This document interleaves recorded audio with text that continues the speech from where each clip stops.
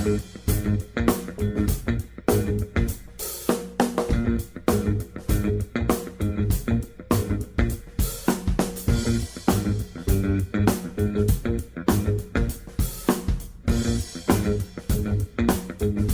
guys and gals, welcome to Dude Check This Out. My name is Rob from the band Hambone Relay. Speaking of Hambone Relay, we are a funk jam instrumental band. If you've never seen us before, I play the drums, and over there on the computer, man in the controls, is Mark. He plays organ. Hey. He's the business leader of Hambone Relay. Special episode, Mark has lost his voice. We played a show last night, and we were screaming and having a good time, and we no longer have a Mark vocal on this one. He'll whisper out some stuff. Yep. Okay, and that's as good as it gets. Like we say every episode, we always have a different co-host every episode. We interview them, we talk about the music news, we talk about etc. But the one thing I always have a short disclaimer about is there are too many genres. We cannot talk about every single genre. It's impossible. We try our best to kind of see what each artist is shaped by, but there's no way we're going to hit everything. If you have an idea or an artist you'd like us to interview, please email us at dudecheckthisout.musicpodcast@gmail.com. Okay, so back, I think, 2 years ago, Hambone Relay was touring, and we played this place called the River City Music Festival. Right? No, River City Blues and Darts Club, right? Is that the one? Millennium Music Conference. Yeah, for the Millennium Music Conference. Mm-hmm. And we were playing, and we were touring. We had our buddy Johnny Dinsky in the band at the time. We were touring, and we rolled in, and you guys were playing. Our guest today, that's Pepperwine, and we met Pepperwine, and they were fantastic. You had a sax player at the time too, didn't you? Mm-hmm. And then we also performed with Outbree, so we were all sorts of weird that evening. Oh wow, I didn't even. That's why you liked us so much. I wasn't there. Yeah, now you're terrible. And we also met with our friends Lux, who also played that show.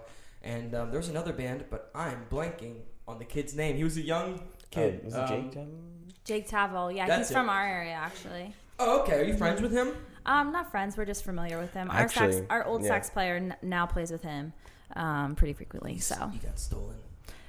Yeah. Like no, he's a good musician, so he plays around. Yeah, I guess you could say it that way. And we were just like, be free, go have fun.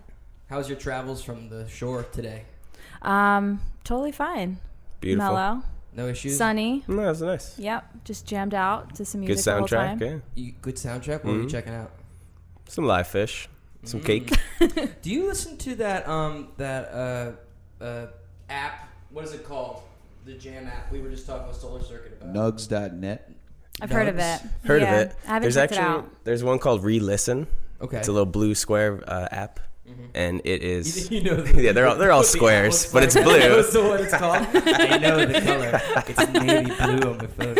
So you can get like every live show there, like mostly jam bands, but they have a lot of other stuff too. It's there cool. are so many great show apps, like Re-Listen. It's called Re-Listen. Yep. Nugs, the one we put our stuff on Archive, Internet Archive. Yep. Do you guys know of any others? Is that Live Music Archive? Is that? No, it's just called Internet Archive, and you can upload shows. It is. Yeah, it's Live Music Archive. Oh, is that what it's called? Yeah, too? archive.org. Yeah. Cool. Yeah, we upload our stuff on there, and then are there any others that you guys can think of? Offhand? I'm a bad person to ask about that because I feel like my go-to is usually like if I want to hear like a show, I'll just go YouTube, and if they're big enough, then their show will be on YouTube usually. And that's the thing that bands should do. They should upload a whole show, at least Definitely. one, just for people if they wanted to. They're cleaning, they could put something on. Definitely. What's your go-to on YouTube though? Like a full show. Yeah. I don't know. That's kind of hard. It Depends on the mood. changes. Yeah, it Depends on changes. the Like mood. today when I was at the gym, I listened to a little bit of Alan Stone. Which album? Just a live Live recording. show. Yeah, I like listening to live recordings when I'm at the gym just because like it gets me going, you know, and then it's like makes me really excited, both about like working out, like who's excited about that, but then also about making music. Abs. Yeah. And then sometimes I listen to talk because they're like so uplifting and like energetic. It just depends on my mood. You guys are going to see tonight. You're going to go see Talk in the I think Armour Music Hall. You said. Yep. Yes, Armour. sir. That's going to be a good show. Yeah, we've never been there before, so looking forward to it. It's great. We play there every now and again. We have a lot of friends that run that place. Nice. Chris and Nick Greeley and all those guys.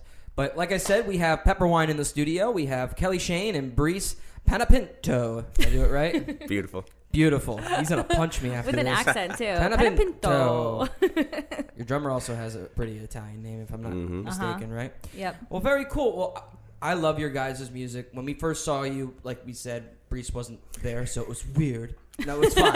It sounded great. There was just no guitar. Yeah. Yeah, and then Breece plays guitar in the band. Kelly plays piano and lead vocals, or keys and lead vocals. She doesn't take a grand piano around. That would be awesome. Unfortunately, I wish, not yet. maybe one day. You ever heard the story of Ben Folds? Like when he was first like touring, he brought like baby grand. Yeah, baby grand. He put it in like a truck and he would roll around with it instead of using a keyboard. Wow. He thought it was lame, which is stupid because he had to rent a rent a truck to bring this stupid piano around. Yeah, but it's a whole thing, and then he has like a great stage appeal, and it sounds amazing. So. Did you grow up playing baby grand pianos and things like that? I mean, I never had a baby grand. I just had upright pianos. But yeah, I grew up playing. But I was like more focused on singing when I was younger, and then it really wasn't until I was in college that I like got deep into playing piano and got better at it. And then when I started writing, then it's just like took off. Right. Was it a family thing when you were singing? Like everybody like played guitar, or like nope, it was not at all. Just like to sing along with the radio? My parents have zero musical talent, like zero. Kelly's an anomaly. Now, do you say that, or do they say that? Well, actually, my dad, he kind of has a good voice, and I've always told him that. But then he had like surgery on his throat, so he can't really sing anymore. But he's really good at humming. Yeah, he's a really good whistler and hummer. He's but the next Tom Waits. Watch what you say. That's true. You could. Yeah, but no, my sister played. My sister's 3 years older than me, so like she was playing piano, and I wanted to do everything that she did. So then I was like, I'm doing that, and then I started, and I loved it. And then how old were you then when your sister was like 5 or 6? Okay. So I was really little. I don't really remember those early years. I just remember my piano teacher, and he kind of scared me. So. Who was the piano teacher? You better practice. Oh my god, his name was Mr. Hallett. And if he knew that now I like instruct piano, he would just be like, I don't know, blown away. Because those early days, I mean, I was a kid. I was just being a typical kid. Right. You, like the ADHD was rampant and you just want to go outside and do your thing. Exactly. And my parents were never the ones to be like, you have to sit down for an hour and practice. Like they would just like let me kind of do it on my own. And like there were weeks when like I wouldn't do it on my own. And then Mr. Hallett would call me out and make me feel bad, as he should. He was doing his due diligence. Your parents were like, I'm good. I'm totally fine with that. Make him do the dirty work. Yeah, make him yell. I yell enough. I'm fine. What town did you grow up in? Vernon Township. It's in Sussex County. Okay. Yeah. Right so on. like all the way up. I don't really from here. It's probably like a good 2.5 hours. Oh, right on. Yeah, I was like 20 minutes south from like the most northern tip of New Jersey. That's awesome. So you went to New York a lot as a kid, or not really? My sister went to school in New York State, so then like I would go to New York State. But I think you meant the city. New York City, yeah. In high school, yes, to see like a lot of Broadway shows because I did a lot of like theater in high school. Oh, cool. Was that was kind of your training? Were you taking vocal lessons at the time? Yeah. For musical theater? Yep. What shows did you do? Kind of a bunch. I did Jekyll and Hyde, Kiss Me Kate, Once on This Island. I'm doing that in a couple weeks. I'm doing Once on This Island in a couple weeks at a high school. That's a fun show. Did you enjoy it? Yeah, it was kind of interesting though because it was like a community theater production and we didn't have any budget. So like we had no set. It was just like a blank stage and we had no costumes. So we just all wore tie-dye shirts and made it work. That's awesome. I love it. So yeah, kind of bare bones. But it was fun. And then in high school, Sunday in the Park with George and Sweeney Todd, which was like super dark for a high school to do.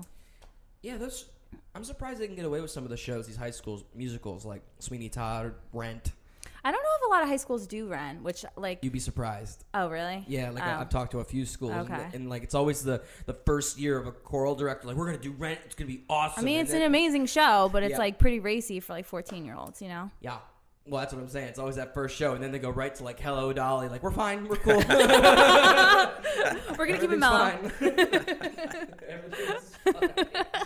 Okay, so you also went to school for music theory, though, too, right? You went to school for music. Yeah, I went to school for music. I went to Monmouth. It's not a music school, but I know Monmouth. Yeah, I have a couple friends that went there. Yeah, and like the professors who were there, it was kind of cool because it was small. Like the department was really small, so you know you had kind of like a first name basis with a lot of the professors, and yeah, I feel like I learned a lot. I enjoyed my time there. It was close knit. Kelly was classically trained opera. Yeah, opera, right? I studied opera, That's opera singing. What were you singing at the time? Who were you studying mainly, or did you assorted pieces? Assorted pieces, definitely, like just different languages. It was my sophomore, junior, and senior year. My teacher, I mean, she was amazing, but what I take away from her mostly was that she would just kind of really talk about like singing with like freedom and just like just letting your voice go and singing really open. What's that, singing and, topless? Yeah, Just being exactly. free? Topless. Nice. I like this teacher. And yeah, she helped me work on my Wait, what does that mean? I feel Singing free. Just, just Topless. freeing yourself. Okay, I thought there was It's like a an really actual bad joke. term. No, You it's, were it's a terrible I was joke. curious. Singing topless. What's that? Yeah, Mark, scratch that from Rob said, no, we keep the Rob idiot lines. And editing? What's editing? We cut out the jargon. But okay, so did you study piano as well at the same time? Yeah. So as a music major, like you have to do like, private lessons, a certain amount of credits, like doing private lessons. So I did guitar, but my guitar teacher was terrible. I was like his first lesson of the day. So I was, Also, it was like grumpy and and he would show up late to every lesson. So the lesson was an hour. He'd come at like 20 minutes after the lesson was supposed to start. And then he'd just talk about his dog the whole time. So I learned Dust in the Wind and We Can Work It Out. That's all I really learned on guitar. I like the second one. So We Can Work It Out. I don't even know that one. So more of my focus was like musical theater, singing, piano. Right on. Okay, so is this around the time that I had the band name written down? I did. The Wild Honey. What were you? Yeah, the Wild what was Honey. it? It No, was is it? called the I'm Fly wrong. Honey. I'm wrong. Fly I had Honey. it written down. I couldn't Yeah, find it down. weird. What was it? It's weird. Well, give me this like a synopsis. This is like a podcast. We dive into it. It was like rock trying to be like 70s, like Jefferson Airplane, like but also just not tight. So But that's what 70s rock was. So yeah, there we you go. played a couple gigs and then we all kind of dispersed and that was that. Okay, so that didn't really last. It wasn't like a full on thing. It was basically like my senior year. We kind of like got together, wrote some songs, played a couple gigs, and it was like fun for like our friends to go to. And then after senior year ended, it was like that was that. Were you writing at the time? Yeah, but like not the way that I write now. And like my piano skills were not to what they are now. So, I wasn't as proficient with Were you doing like a lot of block chords? a lot of and, like, block very basic bass chords. stuff? Yeah, and like, simple movements and simple arrangements with the rhythms that I was playing on the piano. Real quick, this episode is sponsored by the train, the Riverline. The Riverline is sponsoring this podcast. Yes. Fuck you, Riverline. Don't drink and drive. Take the train. Take the train. How did this become a don't drink and drive segment? Also, we can do profanities on this podcast, so feel free. Fuck yeah. All right. Yeah, cool. fuck yeah. It's listed explicit on iTunes. Fucking sweet, Mom's bro. like going, fuck. Write it down. All right, Breece. We have a theory around here. Uh-oh. It's true. Guitar. Let me finish. Whatever you heard, it's true. We're guitar players. If you find one guitar player, there are at least 2 or 3 in the family that have passed down all of the traditions. Usually, is that the case for you? No, that is Damn not. it! That is not the case. No. The first one. No. My uncle plays piano. My mom played piano. My dad plays accordion. Both my sisters played piano. So like, my parents made me pick an instrument basically. So I picked. awesome. I picked guitar. I had to take lessons. So around maybe 10 years old, I started taking acoustic guitar lessons. Is that when you picked guitar around 10 years old? Yeah. Or Okay. maybe it picked me. Oh, we're not doing that. Is it like that Chinese thing where they lay like 10 different items across the floor and a 1-year-old crawls to the whatever item they're going to be? Have you heard of that? No, I haven't, but I like that idea. Yeah, it's like a thing. So like you're a kid, you crawl towards a pencil, you're going to be a journalist or a writer, and they try to train you for that because they think it matters. You just like the shape, Yeah, right. mean, or the You haven't color. heard this? It's like a cute story, but I don't know if I believe in that. Do you believe in it? No. Oh, okay. I was. Not even. I It'd be just cool didn't if know That'd that. be cool if I did though, because then I'd try to back it. I don't. If they lined up 10 things and you sat there and whichever one, like you just looked at them all and whichever one like whichever moved item, closer to you, yeah. that's That's it's kind of a weird psychological, but also like a vibe thing. Like, I like the shape of this. I want to do this for the rest of my life. Like a drumstick or a drum key. Can you imagine? Little What baby, is that What thing?" is this? I need to Eat put this, it. my son. I need to put it on something and twist. And that's what he said. Hey, yo. Hey, if you got to do what you got to do. All right. So you took lessons at 10. What were you learning at 10 years old? Was it just Oh like man, basics, like just stuff that I Stairway to Heaven? didn't want to learn. Just stuff like, and the guy would make me sing a lot. So I really didn't want to sing. I just wanted to play. But he would make me do chord. Great guy. Shout out to Dave Cohen, man. Good man. He played around a lot. Chill on him. in Monmouth County. He played around like in Belmar. I don't know if he's still teaching, but really nice guy. So like we would do just songs like Cat Stevens and like that kind of Learn stuff, just chords. singing and chords and singing. And I never practiced, and I just wanted to be good at guitar and never practice. So that never really went too well, that's I think that's like it a doesn't common work that way. Mindset. It that a doesn't lot work of that way, yeah. People have. How old were you when you realized that? That I didn't like to practice. That you need to practice. Oh, to man. become Too late. Too late. That's the problem. So I played acoustic guitar, and then when I graduated 8th grade, and I don't know how old is that? 14. 14. I got my first electric. So graduating, I got an electric, and then What was it? it was an Ibanez. I still have it, an S-class Ibanez, like Nice. $400 from Guitar Center or something. Sweet. You still play it? I don't. It just sits under my futon. I put in some which one EMG is that pickups one? into it. It's black and shiny and Oh yeah. glittery almost. Yeah, we have a I threw futon in, that we have just like instruments stashed. Mandolins under under there. there. What else? There's like an Ukuleles, auto harp under there. auto harp, guitars, Melodica. Craigslist auto melodicas. harp you Yeah, found? it's just- Yeah, an auto harp that like my mom acquired from somebody. Whenever like somebody's giving away an instrument, it's like, oh, Kelly will take it. it's just a And you're dusty like, mess. Okay. Okay. Dusty mess I of guess I'll learn instrument how to play it cases under tomorrow. this futon. Oh, I have the same problem in my basement. My girlfriend wants to kill me. There's like drum cases, guitar cases, bass cases. But that's what happens. It just Accumulates. Yeah. Yep. oh, we actually got in a fight about this the other day, so it's like I'm reliving it. All right. It's change brutal. the subject. Change the subject. Change the subject. So you graduated 8th grade. You got the electric. Got the Change electric. Change the subject. So you go to the high school and you're playing electric guitar. Yeah. Oh, When's yeah. the first band happen? Like The that's- first band didn't happen until after college. Unfortunately, I know, terrible. I would just go home and learn riffs. Like I was a riff guy, so I would learn like Avenged Sevenfold riffs and CKY riffs. But Like you weren't like just doing nothing in high school. Like you were like apparently a really great baseball player, and like that was your focus. yeah, I were? did sports. I didn't do music too much. Yeah, I did sports, baseball, basketball, bat. soccer. Yeah. Baseball bat. So I like did music baseball kind of took a backseat. I wasn't really too into it. Although I wish I was more into it. Well, when you're a kid, you have all that like energy. There's so much stuff going on, Just yeah. like, yeah. What was your position? Baseball. Well, in high school, I played outfield and pitcher, and then soccer. I was the captain, co-captain. That was fun. Soccer was probably my highlight of my high school career. Mark's also a high school professional soccer player. High Yeah. school Oh professional. yeah. Mark can't speak. He just has his fist in the air. A la Breakfast Club. Yes. You guys don't have. We'll have a camera on Mark eventually, but we're not there yet. We don't have the fund No it. budget yet for the third camera. looking for that sponsor. Anyway, NJ so- Transit, where you at? NJ Transit. Cape May Brewing. Yeah, Cape May Brewing, call us. Okay, so you're playing a lot of riffs in high school, which eventually leads into you how you play later. You're very Yeah, a lot of riff-based riffy. guitar player, Yeah, a lot of riffs. especially with your other band. Yeah, so The first band after college. the first band was Treasure Buried Here. They were really We were good. like a punk hardcore band. We played a decent amount of shows, maybe like 50 shows or so. Mm-hmm. It was fun. It was a lot of fun. And you were really good. Yeah, and that band, the same way with Pepperwine, we had a lot of like turnover. We had a couple bass players, a couple drummers, and actually the very first drummer of Pepperwine was in that band, and Julian, the bass player in Pepperwine now, was in that band as well.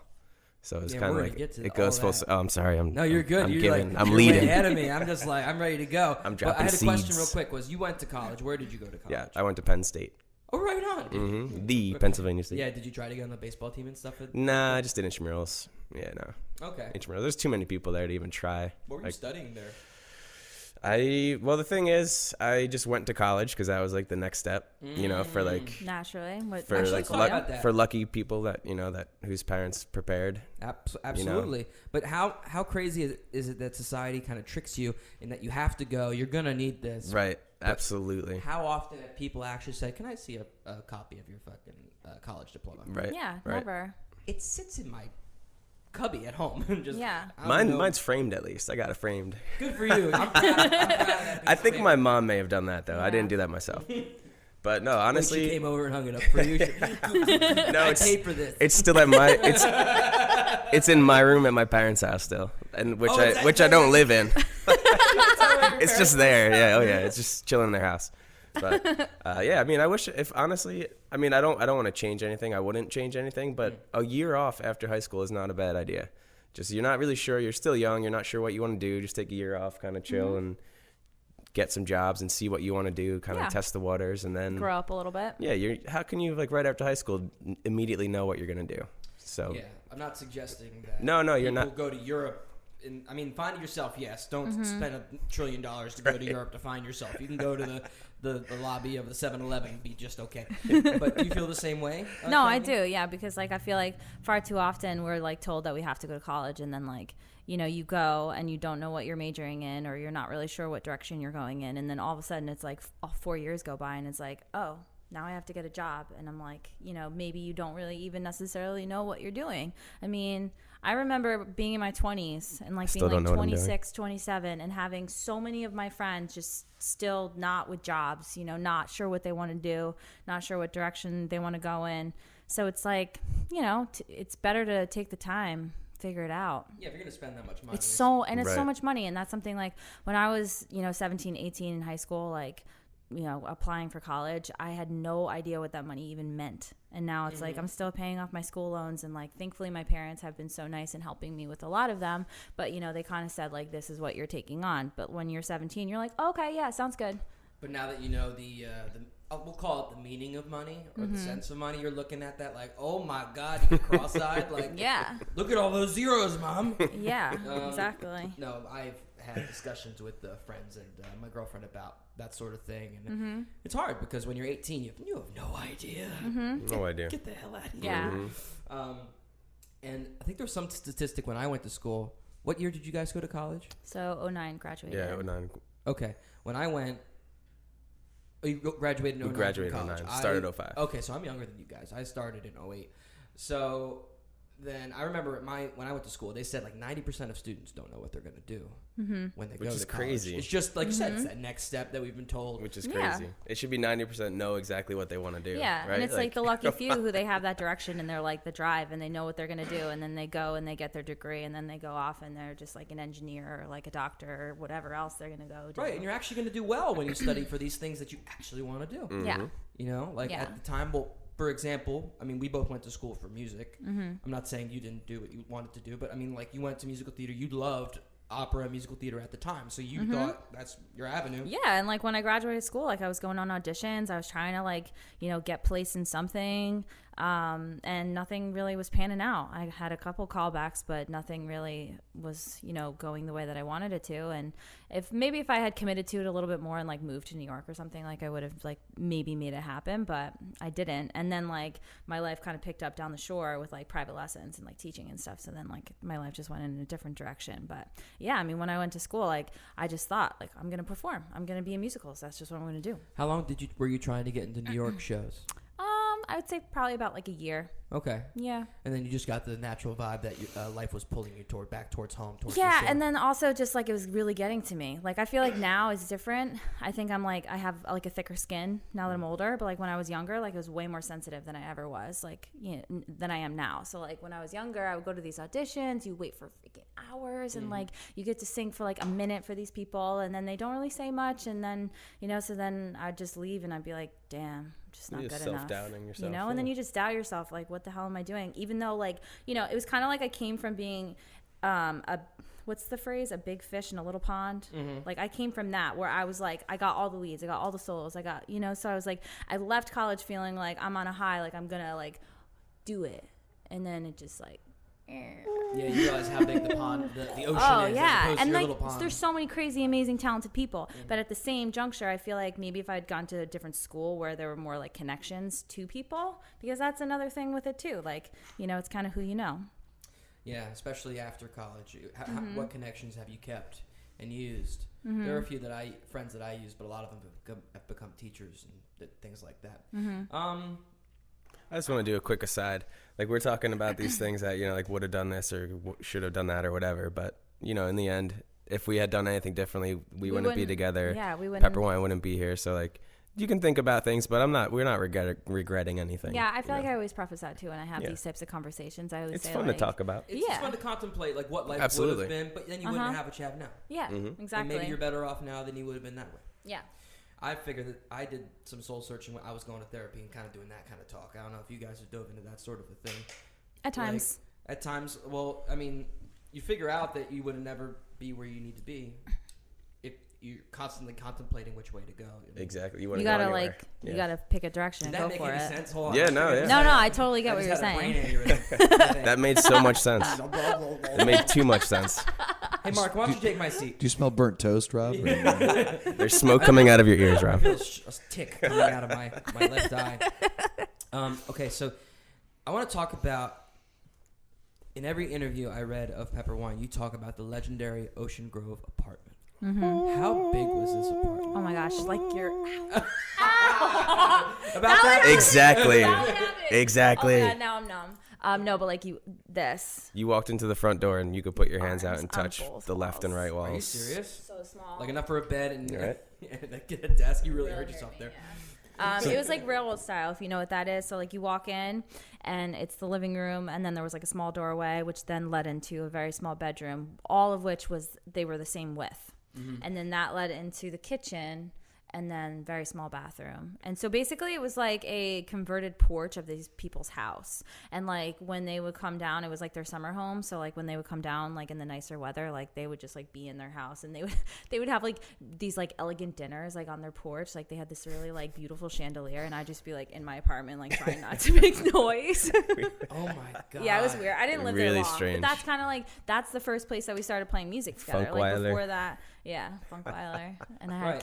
a So crazy that's cat the apartment you lived in after doing all the additions in New York, and you moved to this Ocean Grove apartment? Was that kind of the story? Well, yeah, so I lived in a couple other places. Like right Right. after college, I was kind of like a little gypsy, and like I just was like moving around different apartments and different houses and stuff. And then like I lived in this one place with a friend in Long Branch, New Jersey. And then that's when I met Breece.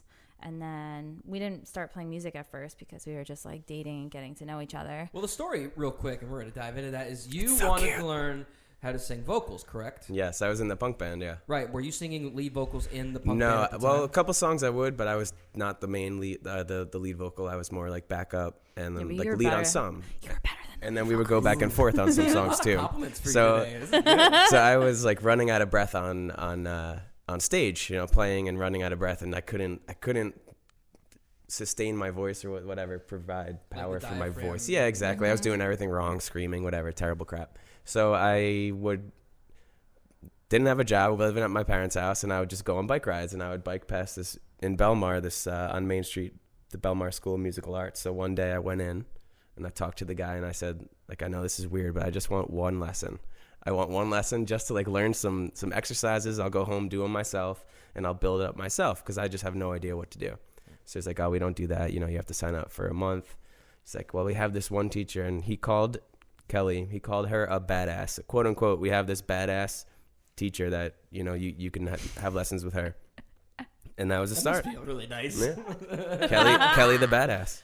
That's really cool. Yeah. And that's when you guys first meet, is That's it. teaching vocals and stuff. Mm-hmm. Yep. How did that first lesson go? Do you recall, Kelly? My only memories were walking in the door, seeing Breece, thinking like, "Oh man, he's really cute." Oh my Damn it. God, look at that This man. is gonna be interesting. And then going in Hold on, the room. take a sip of beer. What were you really thinking here? Okay, so really. No, that's what I thought. I was just like, wow, he's really cute. Okay, let's do this. And then walked back to the room. And I think I showed you a couple exercises, one of which you still sing from time to time, like in the kitchen. Like I don't use that exercise with my students anymore, but like you still like to do it. And yeah, I had you play a song on the guitar. It was one of your original songs. I don't think I brought my guitar the first lesson, did I? I think I only brought the last Oh one. no, I told you to bring it the second one. Yeah, so we just did like some breathing exercises was- and stuff. But the whole time I was just like, he's really cute. Then we exchanged numbers, and then like we just started texting. Not and, like in a sexual manner exchanging, like you're my teacher and now yeah, we need like, to schedule. Let's you know. And we need to some schedule. stuff. But then he was doing this stuff like going away. Like he visited his sister in California. So I had a He got 1 month, sick. I had a month-long lesson, and it turned out to be like, we did those 4 lessons over the course of like 3 months because I got really sick. Yeah. And like I had, and I'm a little sick right now, as you can hear in my voice, but I had just like boogers coming everywhere for weeks. And I just kept like having to tell her that I have to reschedule. I didn't want to get her sick, and I sounded like crap. At the time, she's like, he's ignoring me. Yeah, not and coming she's back. like, he's stringing me on. And stuff. Yeah, and then after he was my student, like once he stopped, and I like started texting him, not like in a weird way, just like, hey, you want to hang out? Like come hang out, like come have Come drink- drive all the way to Long come Branch have drinks and with me and my friend, and yeah, that didn't ever end up happening. And then like months later, we ended up going to a concert, and from then on, we've been together. And then you guys have been dating ever since. Our first date was Bouncing Souls Home for the Holidays show Oh, very at the cool. Stone Pony. Yep, that was awesome. Yep. And I knew she was good from there. She would go to see a soul show with me. Yeah. We're I mean, What year was that? 2011, I think. I think we think 11. 2011. Okay. And around the same time, you guys really start to sing together, play together, like. Well, around, so that when she was in Long Branch, that we went to Bouncing Souls, and like I think it was the show that got snowed out for December, so they did it in like January or February. They did it February. It was a week before Valentine's Day. So I think that spring is when you moved into Ocean Grove, right? Yes. And then I think the following Kelly had fall. no internet, no TV at Ocean Grove, so it was just like, what should we do? Oh, sweet, you have a guitar. Let's play That's something to and do. like that's let's write some music. Yeah, that was How much- awesome. How much writing did you get done at the time? I mean, at the time we were just kind of like jamming and like trying to figure out what we were doing, and then all of a sudden like we got 2 texts. One from this guy who wanted us to do this cover show, and then another one was for the Saint in Asbury. Wait, how did they know that we were playing? Well, like They were outside your people, window. people would just like people would ask, and I'd just be like, "Oh yeah, like we've been playing music lately." Blah blah blah. Well, the one guy who asked us for the show, we worked at a restaurant together. Well, Kelly worked there first, then I started working there, and she stopped working there. But this guy played guitar there like on Saturday nights. So then he had this gig at Paul's Tavern. Yeah, his in father like Belmar. owned it or something. Yeah. So that turned out to be our first gig. Well, going back to Ocean Grove, we wrote enough originals for like a 30-minute set, and we did an original set at the Saint with our friend John on djembe, like a little handheld or like between his legs drum Congo thing. But the show at Paul's Tavern, that was our very first show. That was a 3-hour show, and we did covers. Like, and we had music in front of us, and we did like what's that 7-minute bar song that everybody freaking American Pie. Yeah, American Dude, Pie. I do that one. That's my cover closer. Yeah, I mean, it People was are fine. wasted. It was fun, and like there was like a bar crawl, so there was like lots of people there, and our families came. But We borrowed a our PA. band name wasn't Pepperwine; it was Boots and Beans. Oh, it's cute. We didn't have That's really Pepperwine, but cute.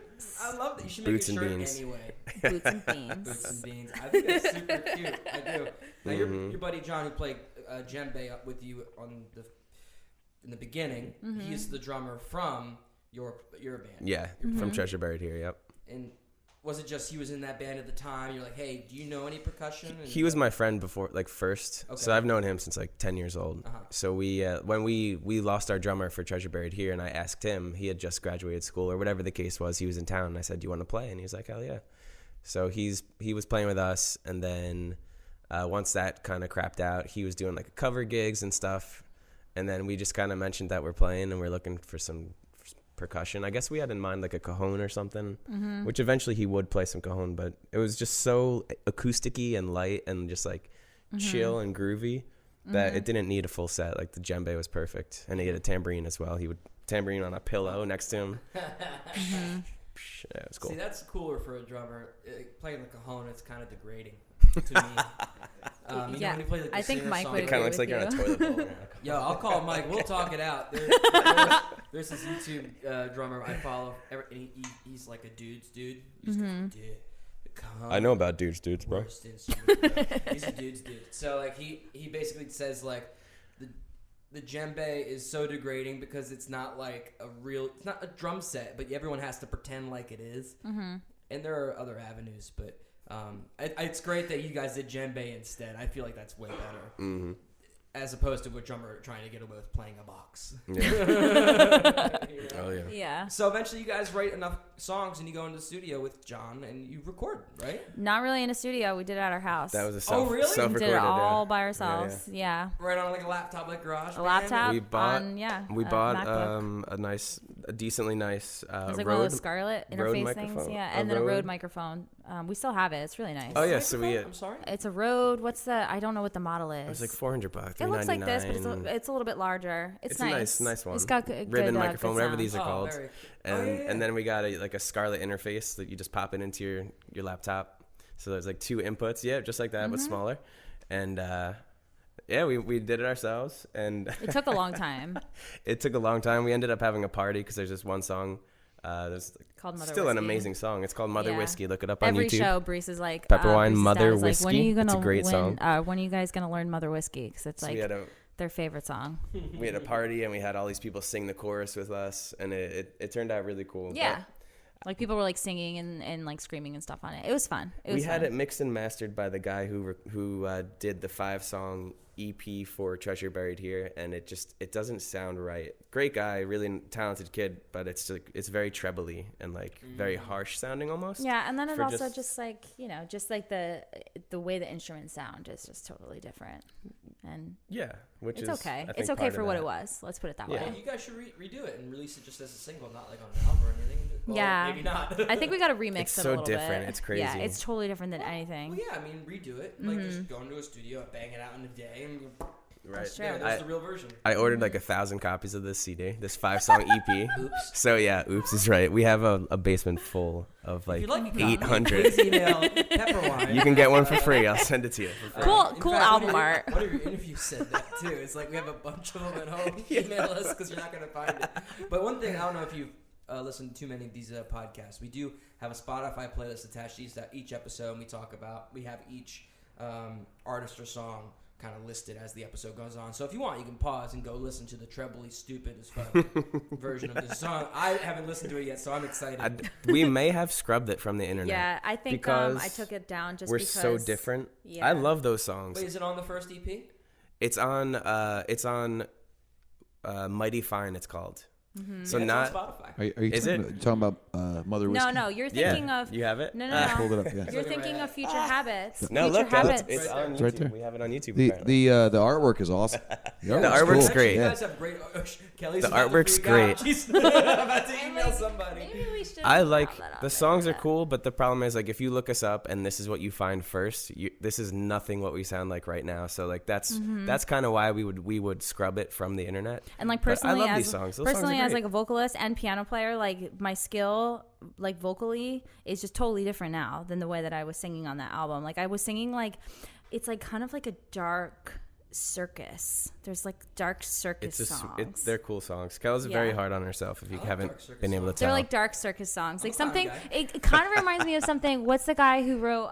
Krusty? You love him, Danny Elfman. Oh, Danny Elfman. Yeah. Okay, no, he's amazing. I'm not even comparing. It's not Are you as saying good it as like that. Danny Elfman? No, I'm not Kelly saying Elfman? that. I'm just saying it's like it has this like dark demonic kind of feeling to it, and like I feel like my vocal was very like, like so deep, like in my throat, and They're cool. No. You can check them out if you want. Just know that we don't sound anything like it anymore. That's okay. I think it's cool to hear different cuts of what you don't sound like anymore. For example, this Hambone Relay has had 17,000 drummers, and it's always great to listen to a different recording of each drummer's like perspective of some of the songs.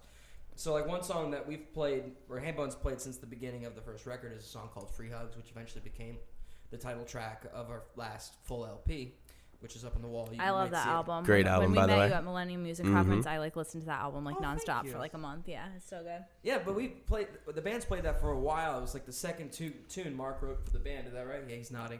And so it's cool to see, there were a lot of recordings when I joined, so it's cool to hear every drummer's like kind of different perspective. I think it's neat to hear what you sounded like and the evolution, Yeah. even if you're not as proud of it now as you were back then.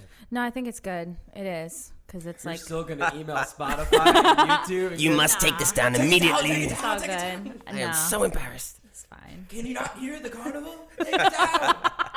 God damn it. It's okay. It probably has like 12 listeners, maybe. 12 listens total. It's okay. I'm telling you, you should just re-release it anyway. What the hell? Can Okay, I- so are you guys performing more original sets after you release the EP?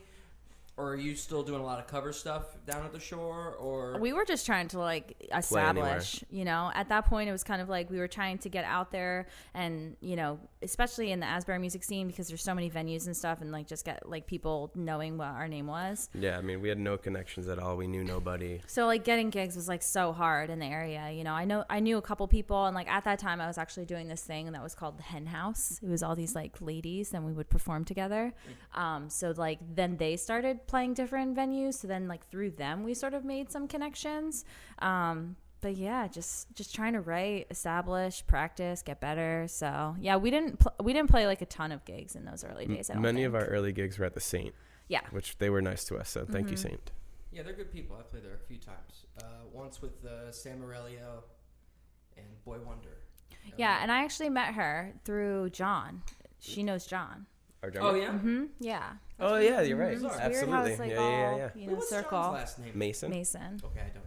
All right, so right after you put out the EP, John kind of does his own thing. Do you guys try to find a band to have a full sound, or what's the next step? Yeah, we were just like trying to find a drummer, trying to find a bassist. We put the feelers out locally. We would do some open mic nights and like meet people. But What like, happened with John? I think he went traveling. It wasn't like, he's our friend. He's still wasn't our a bad taste friend. for him. Not at no, all. he No, was, John, and he no. also was busy because at that time He he, had was something playing. going on. He was playing in a cover band called Jolly Rotten Skeletons with they were Julian. They had management. They were getting like big around the scene. And they were playing like tons of gigs, really busy, and so he just like wanted to do that. And Julian's your current bass player. Yes. Okay, but before that, so John leaves. Before that, yep. It's the two of you. From what I understand, you go through tons of drummers and bass players. But in my searches, you find Chris and Anthony from the Natadors. Yes. Was Lou before or after them? Lou was after? Okay. Yep, so we found these guys. So so we found these guys. Yeah. Well, how did you find them? Was it like amicable? How long were you with these two? I posted on gentlemen? Facebook, and then there was like one of my friends, like her friend, who's a singer in the area, knew them. And so then we were introduced. We just like met up with Chris, and like he was really nice when we first met him, and he was like down to play and like really enthusiastic about being in the band. And like, we'd get together on the weekends and chill and write music and have some beers. Fun. Yeah. And it seemed like it was a good fit, like when we first started with them. And then things kind of like got a little sour and weird as time went on. We weren't with them that long, like 3 months, 4 months. No, it had to be longer than that. 6 months months? probably. Okay. We recorded a song with them. We recorded Shoot Me Looks. Oh yeah, true. Which I thought sounded pretty cool. And that's off your second EP. Shoot Me was Looks never- was just a single that we never recorded. made it to a CD. And it was weird. We were at Guitar Center one day, and I just ended up talking to some girl, like younger girl. She was probably in high school at the time, I think. And we started talking to her, and she's the one that ended up mixing and mastering the song for us. And she put some cool tweaks on it. We home recorded it at the practice studio at their house. And we sent her the tracks, and she made like a sweet song. So like, it's a cool. I don't know where it is. It's somewhere. I think that's another. Shoot Me Looks. Now Mark's That's going out. to be like, shoot Bye, me Mark. looks. He's Is gonna it go not It's live? out there somewhere. Pepperwine, Shoot Me Looks. It's a good song.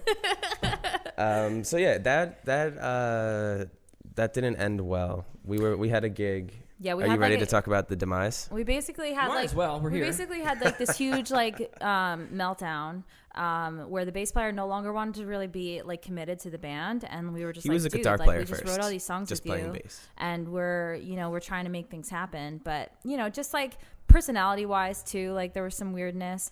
And then we got in a huge fight. So, no, wait. We played a gig at 10th Avenue Burrito in but Anthony Belmar. wasn't there. He didn't come. It was just the three of us? Yeah, he had left the You group sure? at that point, and Chris was like ready to Okay. move forward with us. So the drummer, without him. it was the Kelly and I and the drummer. Kelly, me and the drummer. Kelly, I and the drummer. Were, Kramer. whatever. Yeah. Anyway. the Pan and Pins was So we played this gig at the 10th Avenue Burrito in Belmar, and then afterwards we're eating food at the bar, and I think we had just taken a shot. Like we were all with like his girlfriend, chummy we and were, chilling. Like, chilling. It was cool. And Kel and I were finished eating. Or no, they were leaving. They were done. They finished their drinks, their food. They were leaving. So they said their goodbyes, and they were walking out, and I waved. But what happened was I was It was like, the wave. I was like, are we going to see you again? Like, are we going to continue? Like, it was Oh, like, yeah, 'cause it was this up in big the air, what was going Like, on. are we continuing with the band, or is it was up like, in the air. And so it's kind of like, what's going on? And then what happened? And they just were leaving, and I said goodbye to his fiance at the time, and I waved like this. And he took an exception. If you're listening to the podcast, it's kind of a metrosexual wave. That's the best way I can describe it with the fingers. Right. Okay, so what Right. happens? And he took exception to this wave, and he's like, "Why are you waving to my girl like that?" And I've like literally had no negative intentions behind this wave. yeah, we just like stuffed our like, faces with burritos. Yeah, and we just felt hung out at happy the and bar. We full. were hanging out, and then he's literally up in my face. It comes up to the side of my face, and I'm just like staring straight at the bar. Like I don't know what's happening. Like the 180 was ridiculous. So then like he's up in my face. He wants to go outside and fight, and then he just eventually walks away, and they leave. And the bartender was like, "Was that real?" Because we literally just took a shot, and we were just like, and like you guys were just playing a gig here like an hour ago. Yeah, and I was like, now- yeah, apparently that was real, and then that was it. Did you speak? Were you guys speaking after that? No, we never that was spoke it. after Never that. spoke He has again. our little table, our end table, and my tambourine, which I'd like back. Bastard. It was like $25 tambourines. Yeah. That's really shitty. So that was really strange. Yeah, and then of course, like then we kind of felt like, damn, you know, but it was for the best. Cool. Then you don't have that negative energy around you anymore. No, which is good. But I mean, just like going through so many, like, it really takes a toll. Like, all right, now we have to teach somebody else all these songs. Mm-hmm. Yeah, and it really hasn't been until like the past few years that we've felt like fully like secure, you know, like because when Mike first joined, that's your current drummer. Yeah, I kind of, you know, you always like, it's kind of like being burned in a relationship, you know, and then you sort of like have your guard up, and then he kind of like, he kept being like, I'm not going anywhere, guys, like I'm down, I want to play with you, and here we are years later, and he's still with us. So. And you still think he's gonna quit? No, I know he's not gonna quit. Everyone has that drummer thing in the back of their head, like he's gonna leave. Not unless he decides to just like move somewhere like random, because he gets like sometimes he just gets an idea and he's like, I'm gonna do this, you know. So like that's the only reason he would leave, I think. But no, like he loves playing the music. Yeah, and we all get along. I mean, we are missing. There's another life of the band before we make it to present time. Yeah, there's okay. So what's that? Because I didn't find any there's information still one about more. that. Two iterations of the band, or well, not long. Okay, so then right after Chris and Anthony left, we started playing with this guy Lou, who was actually, he kind of had like a stint where he like was with a touring band and like super talented drummer, but had Lou was a great guy, great drummer. Yeah, and like super nice when he's not drinking, but then he was like, he kind of was like battling with some addiction things at the time, and like then we had some practices with him, you know, filled him in on the music, and then played some gigs. Up quick, made us sound awesome. Yeah, and then we released the EP, Mighty Fine, and we played a little party. He was the drummer at that party, right? Yeah, so I played acoustic, Kel played Casio keyboard, excuse me, and Lou played mostly brushes and stuff. Yeah, he was really, really talented. And then we had a weird falling out with him too, because he just like got really. He would have a beer or two and just become angry, and it was just like we couldn't handle it. And he had a public outburst status again with these public things. He had like remember we were out. People love attacking you in public. Yeah, we were out in Long Branch, and like again we were all hanging out, we were having fun, and then he got like. Whatever Public? It was. Yeah, it was at a bar. He just got really up in arms. Yeah. Oh, but what man. really ended it, to bring it back to today, is we went to his house. People. Like not at all. I feel like these situations just I have find terrible us. luck. Yeah. I'm just the guy that shit happens to. People hate me sometimes. Anyway. Says the crazy fucking. Anyway. I'm really easy to get along with. Yeah, I'm fine. If you want to watch his physical reaction, go to YouTube and dude, check this out.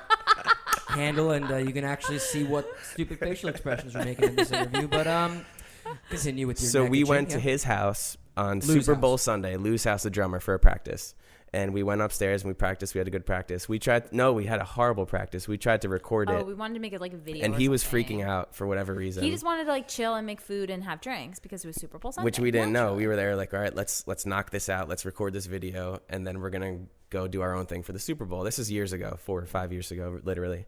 And he got so upset because like he wouldn't play, and we couldn't record the video. Never happened. And then he got upset because we weren't planning to stay for the Super Bowl. He was very sensitive. So that was the end of Lou. Mm-hmm. And then I don't know where he is now. I hope he's doing well. Kind of like, Lou, you're a good man. Seems like there's like some pieces missing. I feel like I'm not getting enough information. It's like a math equation that has too many X's, A's, and B's. I think you have enough. Not like it's just as confusing to us. Really nice person, just not the best when he was drinking. So, but we don't know where he is in life. Hopefully he's well. Hopefully he's all right. So he's out. Lou's gone. Well, let's kind of bring it to now. Mm-hmm. When did Julian join the band? Who is the bass player of your old punk band? At what point does he kind of become involved? So like after Lou, we started playing with this girl Juliana. Oh yes. Mm-hmm. So we had a girl drummer, which I was like, sweet, another girl member of the band. This will be fun. And then I'm not weird, but I love girl drummers. I think it's awesome. Yeah, and she was super talented. But we needed a bass player, and so then Julian stopped kind of playing with Jolly Rotten Skeletons because he was like, I don't know, I guess like they were taking a break or something, and he was looking for something to fill his time, and like he wanted to play with us, and we never really thought to ask him before because we didn't think that he'd want to play with us, and then all of a sudden he was like, yeah, I'm down. So that was it, and then he joined. Well, how did we get Julia? Juliana. So my old vocal teacher teaches at Ocean County Community College, and she was a student. And then like my old teacher would see me like posting on Facebook, like, you know, videos, and like I'd always like maybe post something and then be like, still looking for a drummer, you know. And then I guess he told her, and then she texted me. And she was only with us for a really short amount of time. Yeah, she was younger, and she was extremely talented. She's like too talented for us. She learned the songs like that. And then we played some gigs, and it was cool. And she was like the kind of drummer, like she would be like, you know, throwing in like crazy like amounts of double bass, and then she'd have like the sticks in her mouth, and she would like flipping like tricks, nonstop tricks, but like almost over drumming for what we needed, you know, like a little bit over drumming. Meanwhile, we're like drummer at the wrong gig video, like the kinda. Okay. Yeah. Like incredibly talented, but it just didn't work out. And then she wanted to learn. She really wanted to learn Bohemian Rhapsody. She wanted to play Bohemian Rhapsody. Okay? We were trying to learn some covers so we could do some, you know, more bar We're trying gigs. to learn like easy covers and like, you know, fun easy She's covers. like, I want to do Bohemian Rhapsody, and we're just like, love that song, but backups you know, again. the amount of time and effort that it will take to learn it, like, you know, maybe let's take the time for other things, because we're still trying to like write material too. You know, and you only have so much time in your life and in your day. So then that was kind of the demise. I think she wasn't down with that. Bohemian Rhapsody. Yeah. No, it can't be that. It was Weird ass endings to your band members. and that was it. And that's the end. Weird ass endings. You should make like an obituary for each band member, just so you can have it listed out. So Death people can by understand Bohemian the hilarity. Rhapsody. Death by Bohemian Rhapsody, and death by like Super Bowl nacho chip. And the other one is Death by Death by Tequila Wave. Shot. Death by Wave. Death by metrosexual wave. Yeah. This is actually you can't these are the make new this up. song names of Pepperwine's new album. Can't make this shit Out up. next Literally. year.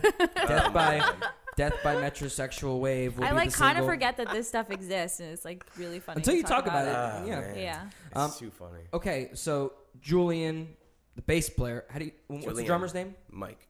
No, the other one, the chick drummer. Juliana. So we had That Julian must and have been Juliana. confusing. That was awesome. I liked it. Yeah, it was just like Thing one, Julian, thing two. Juliana. I think we That's just funny, that's when I started calling Julian Jules, because I just still call him Jules, because I don't know, he's Jules. He's a great bass player. So So good. Ridiculous. So Juliana leaves, and then you put the word out on Craigslist and Facebook. And find actually, We made John flyers. Masson, Yeah. the djembe player, came in for a couple fill-in gigs in this like interim of time.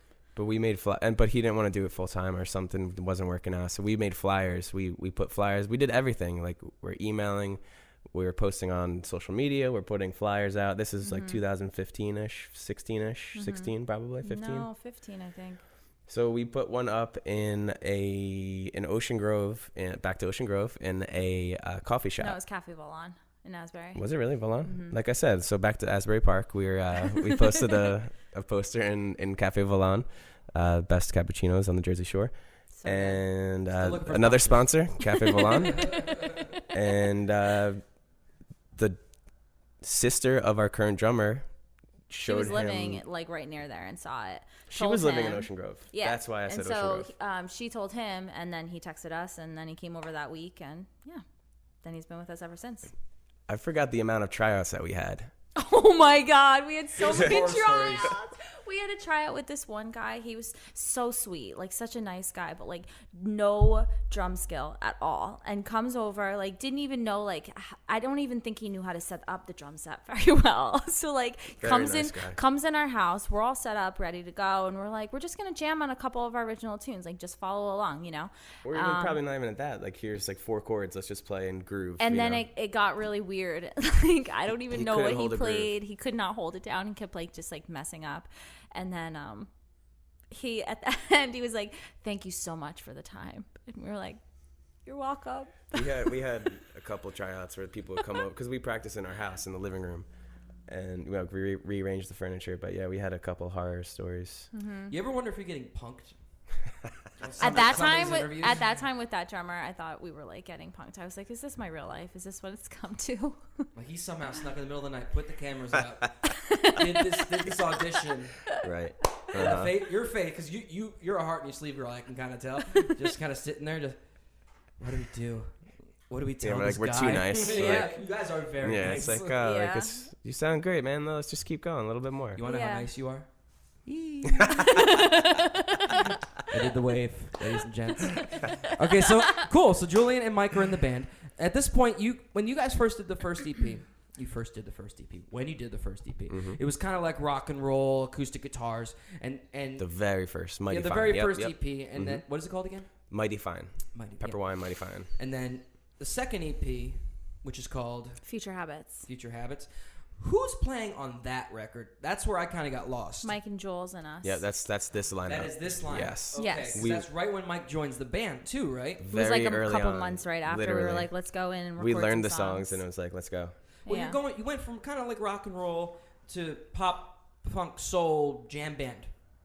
Yeah. Like, was Yeah. that like you were intent on that, or was it just kind of like a natural evolution in the musical style with everybody? I don't know. I just think like we just kind of like, we had these songs sort of written, and like the way that we always used to do things is like I would write the songs, or I would sort of like create a lot of like the format of the songs and like the chord structure and like obviously the lyrics and stuff and the melodies, and then I would bring it to the band. I'd be like, this is how it goes, like, and nothing would really change. And because of that, like I feel like those earlier songs, like at least Mike talks about it this way. He feels like it's not like as much of his own because of that. Or all of us collaboratively. Yeah, and like it doesn't really. That's why I feel like our music, because even like Future Habits, we don't really play those songs anymore. We've redone a couple of them. Like Fly is one of them that's on there, which I really love that song. But we've redone it. Carving Time we redid. We redid Carving Time. We haven't played it in a while. And then there's 3 others that like we'd like to redo, but we just haven't yet because we've been like recently. I don't know, like we've just been like machines, just like chugging out new songs. New Yeah, stuff, yep. I don't know what it is. Before we get to the new stuff, though, so you put out the second EP, and you're playing like what, maybe almost 40 shows, 50 shows a year at that point? Yeah, We were playing pretty decently. Yeah, like that first summer that Mike was with us, like I just like went crazy with the booking because like a piece of me like subconsciously wanted to like just like book a lot of gigs because I didn't want him to have a reason to want to leave, because I was still at that point where I was kind of like unsure if he was gonna like stay with us like long term or not. So I was just like gigs, and some of them are cool, and then a lot of them were just like BS. The drummer can't leave if he's not able to think about it. Yeah, if he's just constantly playing. Bombard him with gigs. And like I think that was actually good for us though, because it like we felt we got more comfortable together like playing live and stuff. Yeah, so Future Habits we recorded in Red Bank at Retro Media. So that was a cool spot. We recorded it live. Everything was live. And Mike still talks about it though. He's like he didn't get my ghost notes. That's what he always says. Well, he would never made it to any of the Didn't get my mixing ghost sessions. So I think he might be his fault here. Yeah, Mikey. Mikey, I got your back. Anyway. It was that producer's fault. Fuck that. We just announced that we're releasing vinyl, and I'm telling you, there were 2 songs that we kept listening to. It's like, you have to turn the gate off, and now there's too much cymbal. Turn the gate back on, and it was just over some stupid ghost notes. So I feel him so hard on the ghost note fiasco. Okay, but then you go back into the studio again. Are you pumping out songs at this point? You go in to do the LP. Well, so Future Habits, we kind of just like, we took a little time. Like, it wasn't like right away, So we finished Future Habits. We released that in 2016. I remember that for sure. Yep. And then we took that summer. We played a bunch. We actually got on some, better shows, better festivals and stuff for like the first time. And then. That was our first time that we had like legit full band recordings. Before that was just, 3-piece. And without then, a bass. Yeah, we really didn't start. Well, we didn't start recording Bright Ideas until 2018. Wait, no. Fall of 2017. No, 2017. Yeah, 'cause you released Fall it. of 2017. Yeah. So we took some time to like just write and kind of, That's fantastic. Yeah, develop some things. And like we were still playing lots of gigs at that time too. So it wasn't like we were just kind of like stagnant, not doing anything. I feel like we're always like re-evolving and like trying to make things happen. And the way our gigs work is like in the summer we push the summer, of course, because like people want to go out, and that's when there's most festivals, outdoor stuff. So like we push the summer, probably try to get like 3 gigs a month at least, and then in like the winter and the off season it's more like one or two a month. Yeah, but February is gonna be good. We have 3 shows this month, and 2 of, I'm not really sure. Hopefully this Friday will be good, but 2 of them will be, I think, pretty quality, and then hopefully more. Pretty much now though, like we're like booking more in advance. Like we have stuff already for April and for May and stuff, which is nice. We've never really had that before. Well, we got used to like getting denied if you contact a festival 3 months beforehand. They're like, oh well, the booking's already closed. We did that 2 years ago, and it's like, oh. We know now that you have to get on that shit mad early. Yeah, we run into that problem. In my research for you guys, this name came up. I don't want you to kind of talk talk about him. I could talk into a mic. I've done this before. Steve Jankowski. Mm-hmm. Was he like a producer on Bright Ideas, or was he just involved with some of the production? I would say a little bit. Like when we first started recording with him, he didn't really take that role. Like our first like 2 sessions with him, he kind of just like did like the audio engineer kind of thing. You know, listened to us and gave us a little bit of feedback about like the BPMs and whatnot. But you real quick, Steve, this is the same Steve Jankowski who was one of the a trumpet player. He played with Chicago. Yeah, he was like the band director. Okay, so for people who haven't heard of him, I got the kind of a short bio here in case you want to hear. Steve is a touring freelance trumpet player in NYC. He most recently was on tour with Nile Rodgers and Chic. He was also one of only 3 trumpet players to play on tour with the legendary horn band Chicago. He was a member of Blood, Sweat, and Tears for 8 years and was the musical director for the last 6 years there. Mm-hmm. This guy's got a who's who on his... Steve's the man, sure. and he's so, like down to earth, the nicest guy. He's awesome. Awesome guy. Yeah. So how did he influence your tunes, though?